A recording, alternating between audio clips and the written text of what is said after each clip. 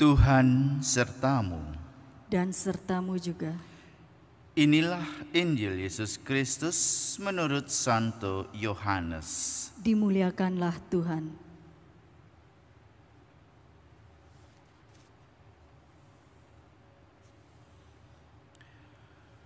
Dalam percakapannya dengan Nikodemus, Yesus berkata, "Begitu besar kasih Allah kepada dunia ini, sehingga Dia telah mengaruniakan Putranya yang tunggal, supaya setiap orang yang percaya kepadanya tidak binasa, melainkan memperoleh hidup yang kekal.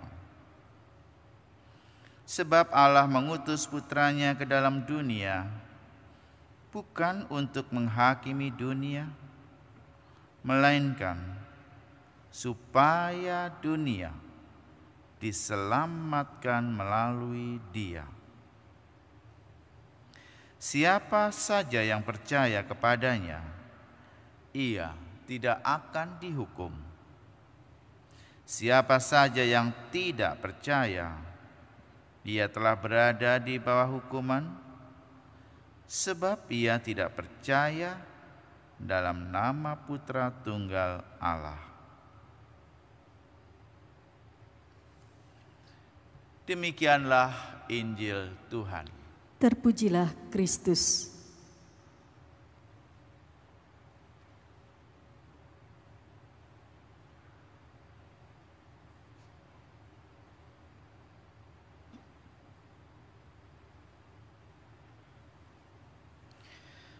Bapak Ibu pemirsa di rumah, kerabat dan handai taulan, hari ini gereja seminggu setelah Pentakosta merayakan Hari Raya Tritunggal Maha Kudus. Bacaan-bacaan pada hari ini, kalau boleh disebut, punya satu kata kunci. Kata kunci ini artinya ditemui di dalam ketiga bacaan. Kata kunci itu adalah kata kasih. Dalam bacaan pertama misalnya kitab Keluaran, bagaimana kata kasih itu muncul ketika Musa naik ke Gunung Sinai dan ia berdoa. Tuhan adalah Allah yang penyayang dan pengasih, panjang sabar dan berlimpah kasih setianya. Segera setelah Musa mendengarkan suara Tuhan ini, Musa berlutut, berdoa dan menyembah. "Aku telah mendapat kasih karunia di hadapan-Mu ya Tuhan." Ada kata kasih disebut berkali-kali, 4 kali dalam relasi antara Musa dengan Allah. Dalam bacaan kedua, surat Rasul Paulus kepada jemaat di Korintus, kata kasih muncul lagi, namun dikaitkan dengan relasi antara Bapa, Putra, dan Roh Kudus. Bagaimana tepatnya bunyinya? Kasih karunia Tuhan Yesus Kristus, kasih Allah, dan persekutuan Roh Kudus, ketiga pribadi ini disebut menyertai kamu sekalian. Kasih Allah, kasih Putra, kasih Roh Kudus adalah sumber dari kasih dan karenanya menyertai kamu sekalian. Kata kasih disebut sampai 3 kali. Dalam bacaan Injil, penjelasan kata kasih menjadi semakin nyata. Injil Yohanes tentang Yesus Kristus Di sana terjadi percakapan antara Yesus dengan Nikodemus. Begitu besar kasih Allah akan dunia ini. Begitu besar kasih Allah. Dan ini dijelaskan secara jelas. Sehingga ia telah mengaruniakan anaknya yang tunggal. Kasih yang besar itu dinyatakan dengan mengaruniakan anaknya yang tunggal, supaya setiap orang yang percaya kepadanya tidak binasa, melainkan beroleh hidup yang kekal. Kasih Allah Bapa yang menciptakan, yang menganugerahkan, yang memberikan putranya yang tunggal. Kasih Yesus Kristus di sini disebut sebagai putranya yang tunggal, yang menebus dosa manusia. Dan kasih yang tidak pernah binasa, yang memungkinkan manusia beroleh hidup yang kekal. Kasih Roh Allah yang membuat dan memampukan kita senantiasa merasakannya sampai sekarang.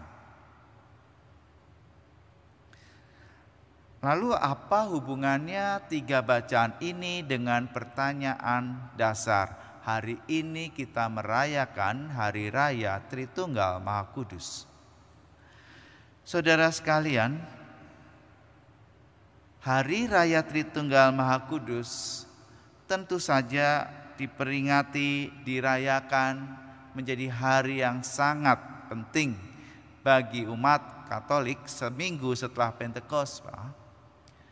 Karena kita mau merayakan relasi kasih itu, relasi Tritunggal, relasi kasih Allah Bapa, Allah Putra, dan Allah Roh Kudus.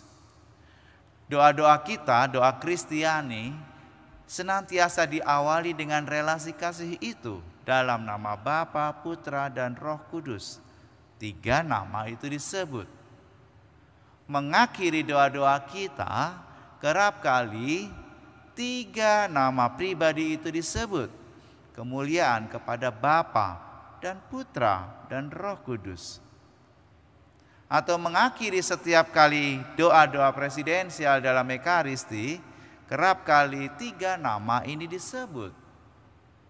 Dalam persekutuan dengan putranya Yesus Kristus, dengan Roh Kudus, Allah Bapa yang Maha Kuasa, kini dan sepanjang segala masa. Amin. 3 nama pribadi kerap disebut. Dan jangan lupa, relasi kasih ini adalah satu kesatuan. Tapi bagaimana menjelaskan Tritunggal Maha Kudus? Ya, Tritunggal Maha Kudus ini adalah misteri yang mungkin tidak akan pernah bisa dijelaskan secara detail dengan akal budi manusia. Jawabannya mungkin dapat dilihat dalam kisah hidup Agustinus. Santo Agustinus ketika menuliskan tesis teologinya, bagaimana menjelaskan Allah Tritunggal dengan kata-kata, dia mengalami kemandekan. Gimana menjelaskan ini? Karena sulit bagi dia menjelaskan misteri yang ilahi itu dengan bahasa manusia. Lalu dia keluar dari kamarnya, dia berjalan ke pantai untuk mencari inspirasi baru. Siapa tahu ada inspirasi baru. Dan dalam perjalanan di pantai itu dia melihat seorang anak. Seorang anak itu membuat kolam di tepi pantai. Kolamnya cukup dalam. Lalu anak ini memindahkan air laut ke kolamnya. Satu persatu, gayung demi gayung, air laut dipindahkan ke kolam yang dibuat anak kecil ini. Maka Santo Agustinus bertanya, "Hai bodoh, kenapa kau memindahkan air laut itu ke dalam kolammu yang kecil itu? Tidak mungkin engkau memindahkan air laut yang begitu besar, yang begitu dahsyat, yang begitu luas ke dalam kolammu yang sangat kecil." Dan luar biasa, anak kecil ini pun menjawab Santo Agustinus, "Engkau lebih bodoh memindahkan pikiran Allah yang begitu hebat, yang luar biasa, pikiran Allah Tritunggal dalam pikiran manusia yang sangat kecil." Saudara sekalian, itulah misteri yang mungkin tidak dapat terselesaikan hingga saat ini. Namun sungguh dapat kita rasakan, sungguh dapat kita hadirkan, dan sungguh dapat kita alami. Maka anak kecil di pantai itu menjadi penanda bagi Agustinus bagaimana Allah Tritunggal kerap tidak mampu dipahami dengan bahasa manusia yang sangat sederhana. Anak kecil dengan kerangnya itu menjadi simbol. Ya, kerang dengan cangkangnya atau shell dengan cangkangnya itu menjadi simbol bagaimana Allah Tritunggal dipahami. Saudara sekalian, menjelaskan Allah Tritunggal, misteri Tritunggal Maha Kudus ini dapat kita lakukan dengan pendekatan melalui 3 bacaan pada hari ini. Apa yang khas dari 3 bacaan? Tadi sudah disebut, kata kasih. Ketiganya muncul baik dalam kitab Keluaran bacaan pertama, dalam surat Rasul Paulus kepada Korintus bacaan kedua, maupun dalam Injil Yohanes.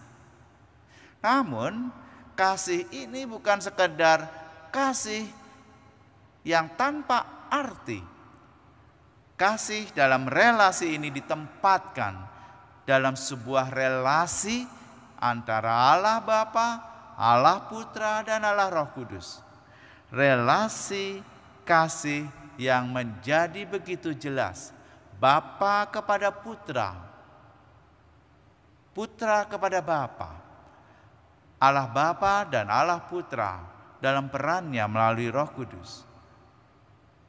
Allah Bapa yang menciptakan dunia ini tidak akan mampu menggambarkan peran dan fungsinya ketika Dia tidak merelakan Putra Tunggal satu-satunya, Yesus Kristus, untuk diutus ke dunia, menebus dan menyelamatkan dosa manusia.